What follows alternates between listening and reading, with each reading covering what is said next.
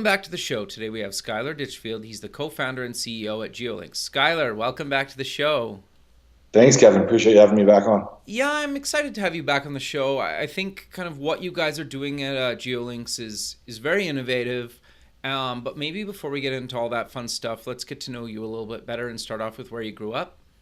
Sure. I grew up in a small town in Southern California called Ojai, spelled O-J-A-I. Little town, about 8,000 people, valley about 50, 60 miles north of Los Angeles. Okay, very cool. So walk me through kind of your career, some kind of career highlights, maybe some low points up until you kind of found GeoLinks, because I think the story is actually quite fascinating.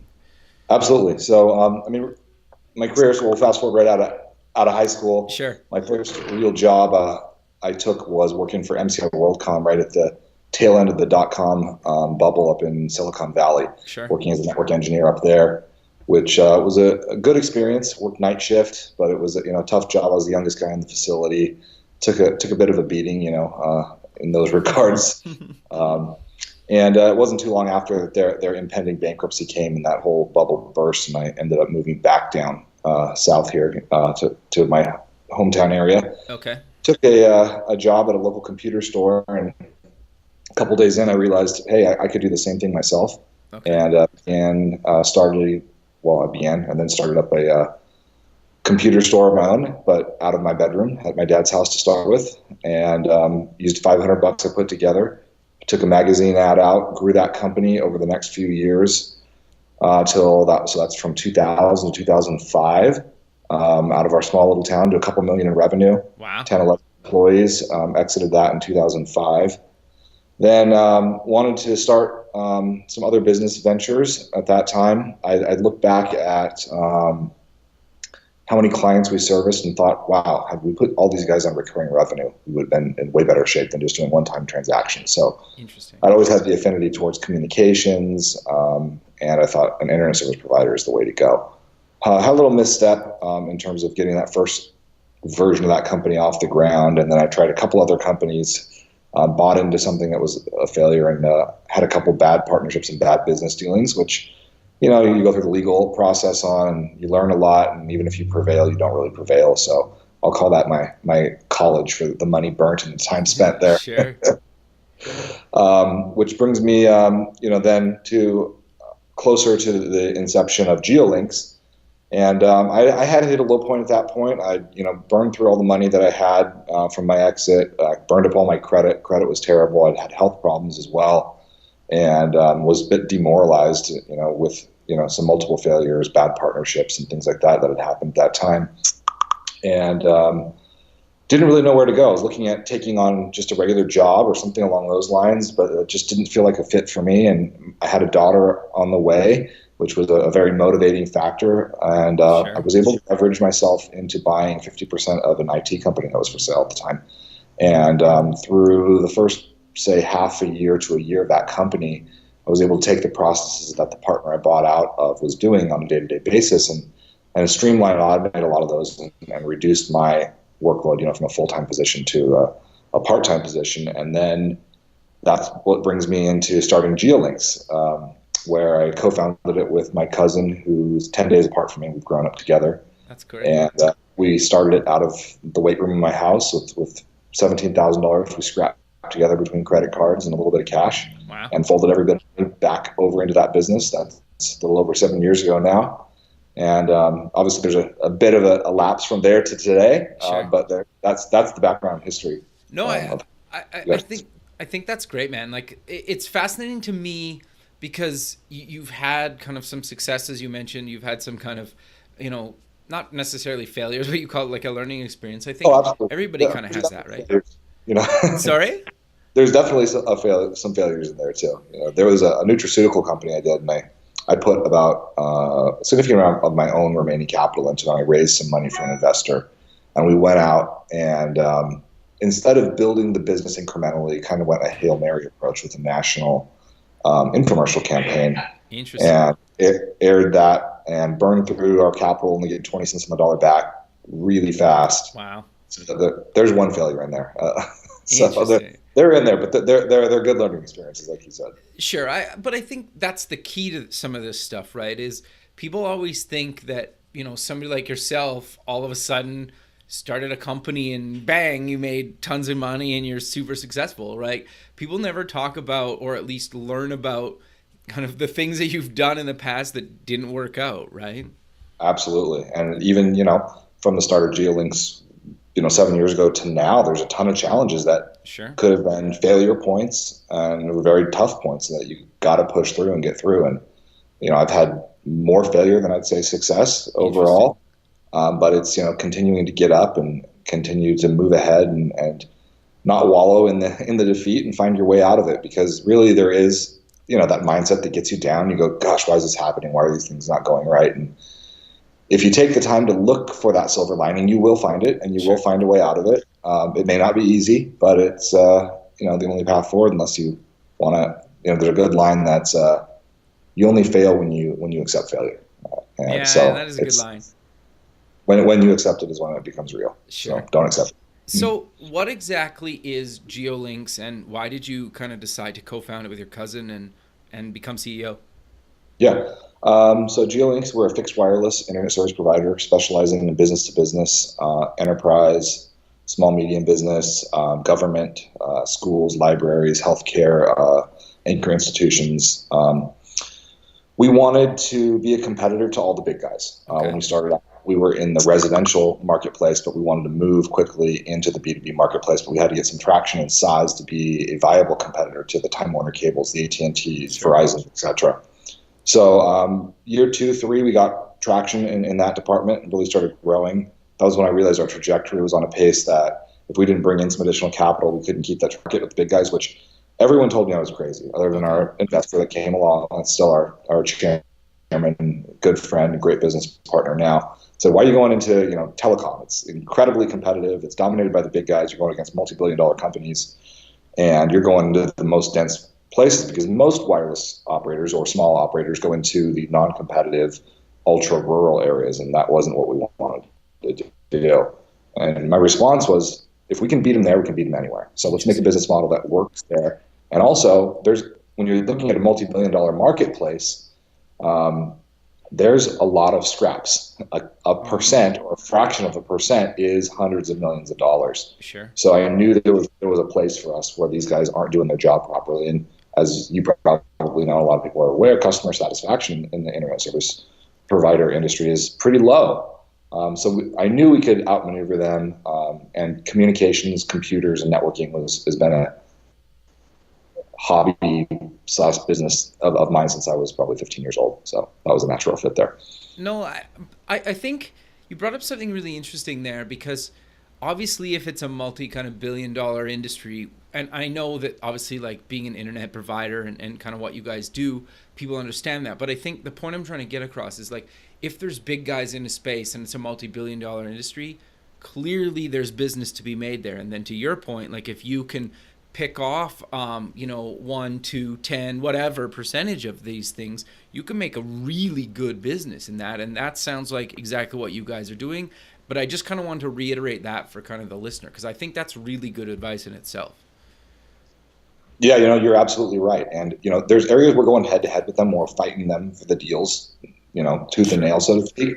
But there's also places we're going where there's millions of dollars to be had, and they don't want anything to do with it. It doesn't fit their business model, and a few $1 million is nothing to them. They don't care. So there's non-competitive things to go after. Just like you said, what are scraps to them and don't make sense can make a lot of sense to another company, as long as you model yourself to take up those table scraps. Sure, but and correct me if I'm wrong, they also kind of contract you guys at some point to kind of leverage your infrastructure. Is that correct? Absolutely. So something interesting with the telecommunications industry, and I tell this story fairly often, and a lot of people don't understand it at first, is they'll say, well, why are you doing business with your competitors? And why are your competitors doing business with you? And that's different from most industries, because usually you don't want to work with each other. But in telecommunications, we have network in some places, other carriers have network in other places, and everyone buys and sells from everybody else. So that means we buy from AT&T, we sell to AT&T. We buy from Verizon, we sell from Verizon. We do it with CenturyLink, Time Warner Cable, all the big companies. And it took us time to be vetted and recognized in the industry to be able to sell to those big guys. Those were long plays. I think some of those deals took 2, 3, 4 years to come to fruition from initial conversations. So they usually don't buy from small carriers like us, but if you're talking, small in the eyes of them in the industry, we're a mid-sized carrier. But like I said, it's funny because we can get a lead that comes in, and we'll get a lead direct, where it's coming directly to us. We'll get that lead through a wholesaler who's buying through us, and we'll get the lead through another wholesaler who's buying through us. So the wind could go to AT&T, but they come back and buy it from us, or the wind could go to some other, mid-sized carrier, or it can come direct through us. So it's a strange business in that respect when you don't understand it at first, but once you do, you realize, hey, you work together, you compete together, but sometimes you both win in that. No, I think that's really good advice, though, right? Because everybody sometimes, well, not everybody, but a lot of companies or people starting out always think like, well, I could never do that with like one of my competitors. But I think in certain cases, to what you just mentioned, it makes a lot of sense. And maybe that's the only way you can kind of do or run your business in certain parts of the country. It makes a lot of sense because they have leads, they have business they need to fulfill. I'm going to give you a good example. CenturyLink, sure. They're a multi-billion-dollar company. They're huge. But they don't own many network assets in California. Oh, yet interesting. A huge double-digit percentage of their business is in California. Well, how are they fulfilling that business? Guess what? They're buying wholesale circuits from AT&T, marking them up and selling them.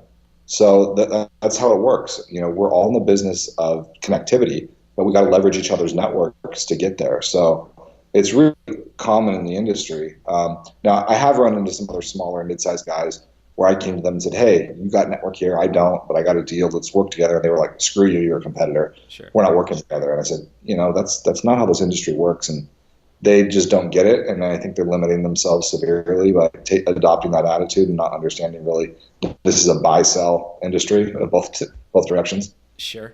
So let's dive a little bit deeper into kind of what exactly GeoLinks provides, because you guys do a bunch of stuff. Mm-hmm. So our core product, at least that's kind of how we categorize it, is our fixed wireless network. So we build everything from the ground up. We own and operate our own network. Fixed wireless, in layman's terms, there's a transmitter on a mountaintop, and there's or a building top or something along those lines, and there's a transmitter on the receiving building. And there's a fixed dish between those two locations that transmits data, just like you would get from a cable modem, a fiber optic line, etc. That dish then translates that into a regular Ethernet cable or a fiber optic cable and hands off and plugs into your network. That may hop back 1, 2, 3 wireless hops or none and jumps into fiber and goes to our data center and goes right out to the internet. We install those services in usually 5 to 7 business days when people order them. Then we've got some other facets to our business, which all big ISPs do, where we're building out to more rural locations, so schools, libraries, healthcare, things like that, where it may be a 6 to 18 month time frame for delivery of services, but we're going out and we're constructing towers that relay this signal into areas where there's a deficit of broadband infrastructure or terrestrial infrastructure. So we're also looking to expand back into the residential marketplace. This next year in 2019, we've participated in the Connect America Fund, which is a $2 billion funding round from FCC for expanding rural America on the residential side. So we're very excited about that. There was about, I think, 240 applicants that applied. 44 had complete applications, which we were in that group. There were a couple big companies, I think it was Verizon and Frontier, that were incomplete, which was surprising to see. Interesting. So that's kind of where we're going. We're always, I'd say, nimble and evolving. Every 6 months kind of looks like a whole different world to us because opportunities evolve and change. It's a fast-moving space. Like hospitals weren't that much on our radar last year. We were more schools and libraries focused in terms of a growth channel, but now we're doing a bunch of hospitals, especially in rural areas, but also in the dense urban marketplaces as well. So it's kind of, where does the demand come from? And we're working with more research and educational networks. We're working on some opportunities in Michigan, Montana, Alaska. Wow. Building network cost effectively, where building fiber would be cost prohibitive.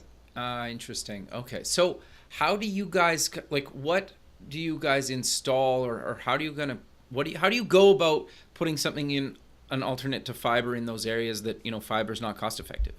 Yeah, I'll give you an example. So there's a build out that we're doing in Kansas for 6 hospitals, for Okay. example. And we've gone out there and we've looked at the territory. We found where are we coming back to fiber. So we've got our fiber injection point, and then we're leasing network from another provider to bring that back to our network. From there, we're splicing into that fiber, bringing it up to some existing comm towers, which we lease and rent space on. That gets us to a number of those hospitals. Then we're also building some towers from scratch as well. So where we lease, we pay a monthly lease. We install our equipment and our gear, for a 3 to 5, 10-year term, whatever it may be. And then the ones that we build, we either use grid power if available, or if it's in a remote spot that grid power isn't available, we build a solar-powered installation. And that could be anywhere from a small 8-foot tall tower to something 30 or 40 or 50 feet tall, depending on what's needed. We try to keep them as short as possible because that keeps costs down. But if you have to clear trees or things of those nature, then we do that. And that's really kind of the quick approach of what a build out sounds like. Interesting. So how much maintenance kind of is required for, say, like one of those like solar panel towers or any of the other towers that you guys kind of custom make yourself for the job? Like, is it like a quarterly thing? Is it a yearly thing? Or how does that kind of work? Good question. So maintenance for us has gotten pretty low. Okay. Your solar towers are going to have maintenance somewhere around year 5 to 7 on their batteries that's needed because of the cycling of the batteries day and night. So that's just a lifespan of the batteries. And we're using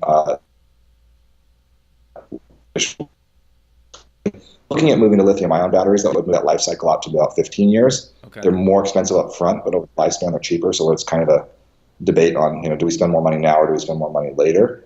The other sites require very little maintenance. We all use carrier-grade equipment that's got 99.99% reliability in terms of equipment failure. So unless you have an actual hardware failure or you have vandalism or something along those lines, I'll give you an example. We did have an issue from a vendor a few years ago where we bought supposedly some very rugged outdoor cable, and it was flawed. And we installed it on many, many sites in many locations, and it began to crack and break apart and have water intrusion. So suddenly the winter hit, and guess what? We had hundreds of cables that were custom made all over the place, getting water into them. Oh, that's too bad. Stuff. So it was a bit of a nightmare at the time. A couple of years ago, took a blow to our network. We fixed it, but then we dispatched teams proactively to go replace all that cable, and it cost us a ton of money to do that. And there was no way to know in advance that was going to happen. But that's a maintenance issue you could run into that you weren't aware of. So we've moved cable vendors, obviously. Yeah, fair enough. So I'm curious though, let's take like solar panels, for example, or like the cable issue you just mentioned. Do you pick different hardware? Because like obviously if it's in California, you're probably worried about sun and kind of it just kind of wrecking certain types of hardware. And then to your point a second ago, in colder climates where they get snow, just having that, like, it's hot in the summer, it's cold in the winter, like just that, like, you must have to pick different hardware, or how does that kind of work? You have to pick different hardware. So if you get more sun, you need less solar panels. If you get less sun, you need more solar panels and more batteries. So that drives your cost up. So you got there's weather modeling data that we can get that will tell us how much we need to build for the amount of current draw that the equipment is we're using. But secondarily, more so of what you're talking about would be the frequencies that we're using. So certain frequencies are more susceptible to weather than others. And those come into play on various ways. One, weather. Two, how much data are we trying to transmit? Sure. And then also what spectrum is available. So the FCC allocates the spectrum, and if we're going to an existing tower site, it could be that the spectrum we want to use is already all sold out to existing operators. And then that means we may have to go build a tower instead of go on a tower. Or maybe we can change spectrum if we're transmitting a shorter distance. But those are all things that go into the engineering process that we have to sort out. Higher frequency spectrum transmits more data, but it goes a shorter distance and is more susceptible to weather, where lower frequency spectrum is much less susceptible to weather, goes a farther distance, but carries less data. So those are things you got to take into consideration when you're doing it and where you're doing it. Yeah, that's actually quite fascinating, because I would also assume that just even in California, for example, when it gets really, really hot, or Las Vegas during the summer, like, do you have to kind of coat the hardware in something just to handle the heat from the sun, or how does that kind of work? Because I know like it fades stuff, for example, or plastic can kind of, almost like disintegrate if it just sits in the sun for years. Yeah, I mean, you definitely can get fade, Okay. but in terms of this stuff is made for Okay. high temperature and low temperature outdoor use. I mean, some of the stuff we buy out of Russia that you'll see, they send you photos of this stuff just completely iced down in negative 30-degree Wow. weather, and it's running fine. So it's made for those types of Okay. high threshold ways, including wind. I mean, we had a Sure. site that recorded 160 mile per hour winds a couple of years ago, which tested the quality of our installations, which our guys have to build them to a certain spec to ensure that they can withstand those wind loads as well. Sure. I guess I never really thought of that, especially if you're doing wireless stuff with wind, right? Like that frequency. Like, how much does it affect the actual connectivity? Like, it must sometimes just take it out depending on how high the wind is. We've never had wind load that's actually damaged our infrastructure Okay. installations. We have had some client side installs, when we had really high winds, get blown, the antennas get twisted or moved a Okay. little bit. And the reason for that usually was quality assurance wasn't done quite the way it should have been done. So, it wasn't torqued down to the proper specs that when a 100 mile an hour wind hit it, it twisted the antenna a little bit. We had a couple where we had some sleds that we put on the roofs that are weighted down with a few hundred pounds. They actually got pushed by the wind, Interesting. which is extremely rare, Sure. but those things can happen. Sure. We've pretty much got it down where that's not ever going to happen to us unless someone doing the installation, just doesn't do the right specifications. Sure. But Skylar, we're kind of coming to the end. So let's maybe close with mentioning where people can get more information about yourself and GeoLinks. Absolutely. www.geolinks.com. You can Google us, find articles, news articles, and Google my name, Skyler Ditchfield, as well.